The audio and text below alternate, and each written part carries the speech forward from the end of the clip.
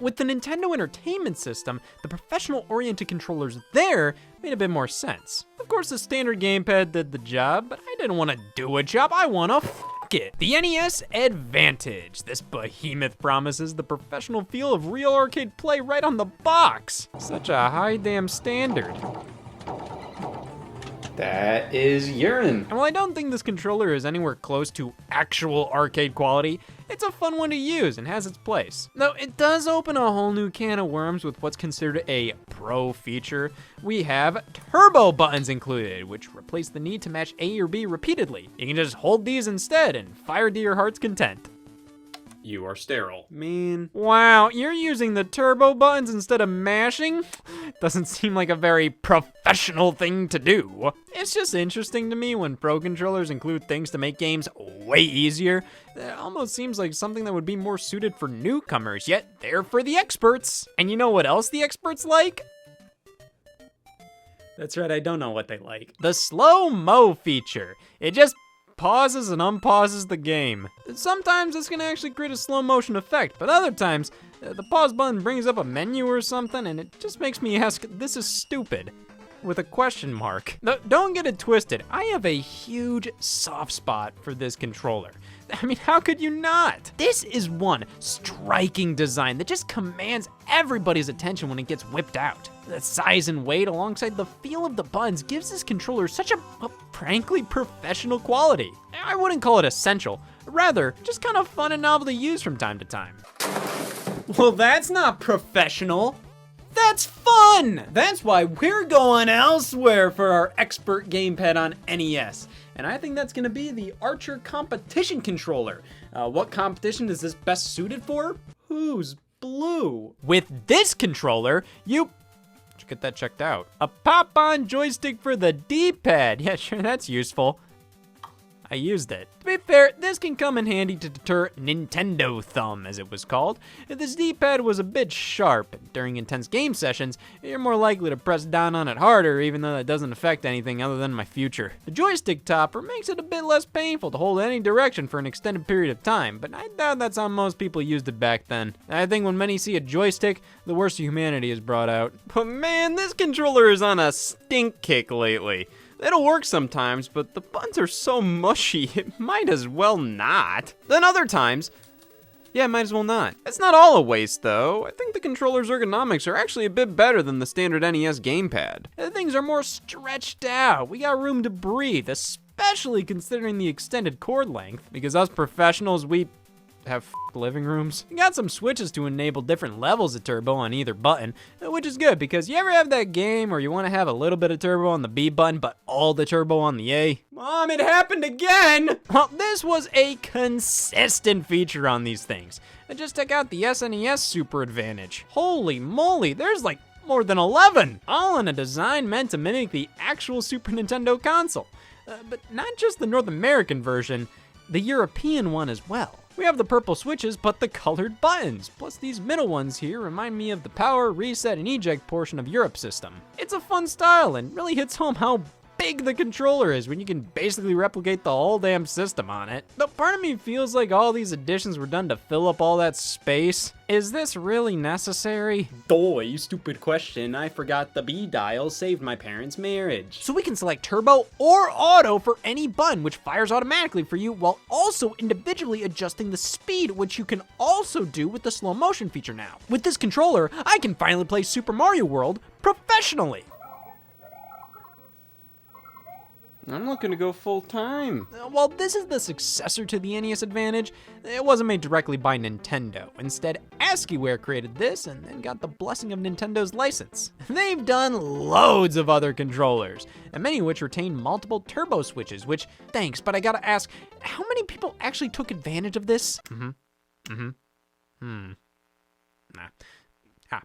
Which brings us to more modern interpretations of the Pro Controller. Launching alongside the Wii in 2006 was the alternative gamepad, the Wii Classic Controller. Introducing such a striking new controller was pretty saucy at the time, so this was meant to not only play classic games on the Virtual Console, but offer a more traditional solution to controlling some new Wii titles. Problem was, this name ain't a lie, it's pretty much based entirely on the original Super Nintendo controller, with a few modern fixins like triggers! You know triggers, right? Those things that are like big anthills but have the applesauce in them instead? Okay, good, we're not on the same page, so these can't possibly piss you off. Instead of having triggers below the shoulder buttons, these are small little tic-tacs next to them. Meaning if you're playing Call of Duty with this controller, this is aim and this is shoot. Works for me. The thumbsticks are also pretty close together. I mean, my thumbs have done more than kiss with this controller. And the overall size and shape, it's just not ideal for modern games. It works, but there's a reason standard controllers look like this now. Well, what's standard for most is professional to Nintendo, introducing the Classic Controller Pro. Basically, a PlayStation 2 controller. This is neither classic nor is it pro. I think what always killed the classic controllers for me was the weight of them.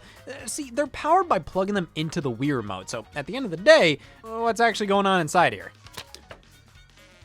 This isn't professional. This is the bare minimum for a standard controller. With that being said, I do think these are good for what they are. The Classic Controller is great for retro titles, while the Classic Controller Pro is far better for playing more traditional, modern ones. Everything is slightly adjusted to be better suited for games utilizing the analog sticks and triggers, with the latter now resting below the shoulder buttons with an increased size, making them actually usable now. Though, strangely, the original featured analog shoulder buttons, which were completely removed. Now, I thought these were never used, but lo and behold, popping any Need for Speed game for Wii in, you'll notice these take full advantage of the feature. Now, having analog triggers is like getting your roof retiled. You don't need it.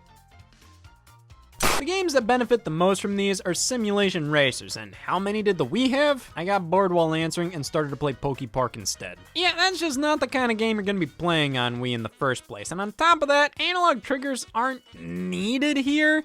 They're just kind of sensible. So, did you really lose anything of worth? Because even if you knew the Wii Classic Controller had analog triggers, I doubt you ever played a game that used them. But it's weird, because ever since the Classic Controller Pro, Nintendo's been vehemently against these types of triggers after including them on not only the Classic Controller, but the GameCube controller as well. In fact, they designed a whole ass game around them, Super Mario Sunshine. Then when they re-released it on systems without analog, they had to come up with some bullshit way to work around them. Why did they think they never need these again when they used them in the past and both of their competitors have them as a standard while they jam a damn IR camera in there? Like, that's more useful? While I like the Classic controllers, I can't help but feel they were wasted opportunities. Barely any of Nintendo's own titles used them outside of Mario Kart and Smash Brothers, while many could have desperately used a more traditional control scheme. And with those analog triggers, it baffles me how you couldn't use this to play GameCube games through backwards compatibility. You can select the disc channel with the Classic controller to play GameCube games. You have all the buttons needed here. Most Wii titles that support one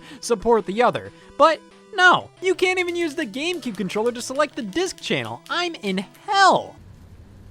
This is better than I expected. Well, Nintendo kept the professional's dream alive, moving into the Wii U era, keeping some of the branding, but all of the... Nope. If you're releasing a console with a controller like the Wii U's, you may be inclined to offer an alternative. Why? Unlike the Classic controllers, this is its own entity. It doesn't need no Wii remote tethered to it. This is an actual controller. But is it really pro-grade? Well, let's take a look at the features here.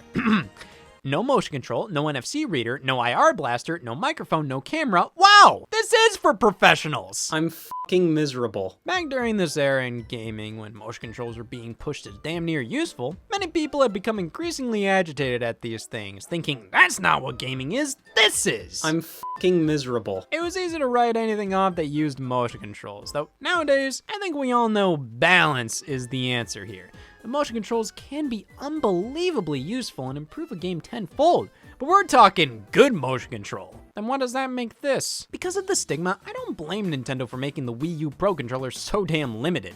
And plus, it kept the cost down to a cool mortgage payment. But due to this thing being just a controller with no bells or whistles, and the Wii U itself being way too reliant on the gamepad, it made the Wii U Pro controller way less practically useful than it deserved to be. So many games, for no reason, just don't support it. Or if they do, you sometimes have to use the gamepad for certain sections, like with a few stages in Super Mario 3D World and in some areas in Breath of the Wild. They require motion to complete puzzles. And on top of that, without the precision you get with gyro aiming, using a bow and arrow in that game is significantly worse with just the Pro controller. Sometimes you have to boot a game up with the gamepad, then swap over to the Pro controller. The most egregious example is Pokken Tournament. You need the gamepad to create a new save file. That's it. This kind of support I could tolerate with the classic controllers because those were never advertised as anything more than kind of a novelty. The Wii U Pro controller, I think everybody who bought this was expecting to actually use it, but then we were all met with a knock at the door. I'm pissed! Well, most Wii U games you'd want to play are compatible with this. Its implementation with the system and games as a whole leaves a lot to be desired. And that's not even considering what my thumbs gotta do. Ah! Both thumbsticks at the top? Now, this is replicating where these things are on the Wii U gamepad. One problem, the silhouettes are as follows. Xbox 360 controller, slab. A design like this makes a hell of a lot more sense to have the thumbsticks where they are because it's so damn big. Makes it real easy to hop between stick and butt. Here, I mean, just because you can have this button placement doesn't mean you should. Just feels wrong to have the buttons down here, but thankfully, due to the battery life, it can feel wrong for roughly 80 hours. Haha, so that's what makes this a Pro controller, having an open 80 hours. Well, hot damn, that's pretty professional. Just like the lack of features, high price tag, and half-ass compatibility, can you tell I know what I'm doing? Thankfully, the next generation with the Nintendo Switch Pro controller solved almost all of my issues with its predecessor. Practically a one-to-one compatibility with the full library. You'll find a few titles that won't work with it, but they're mostly games that heavily use Wii Remote-like motion controls or features that wouldn't make sense with a more traditional gamepad. Motion controls, NFC support, a killer ergonomic design. This has everything needed to make for a worthwhile investment, rather than something I was constantly trying to find worth in. It has 40 hours of battery life, but I have 80 hours of free time. Outside of that blunder, the Nintendo Switch Pro controller is one of my favorite gamepads of all time. But one element may stop it from being considered truly professional. Hit up on the D-pad. Okay. Most of Nintendo's D-pads have a ball underneath to ensure you're only pressing one direction at a time, including horizontals. And it's not that the Switch Pro controller doesn't have this, it just doesn't feel like it. You can press the whole damn thing down and all directions will fire off. Meaning this is the sloppiest D-pad they've ever made. It's damn easy to hit right, but guess what? The D-pad reads it as down right, or hell, even straight up down depending on how you press it. Pretty wild how you can't win with either Switch controller. On the Joy-Con, you have the harshest, lamest buttons to press for your D-pad. But hey, at least there's no way it can misread the direction like the Pro controller. In most cases, I'd rather just use the thumbstick for games I'd usually prefer a D-pad in. This is really unfortunate. It's nowhere near a deal breaker, but definitely something that holds this thing back from perfection. That, and it doesn't last 41 hours. So that's what's been stinking up the place.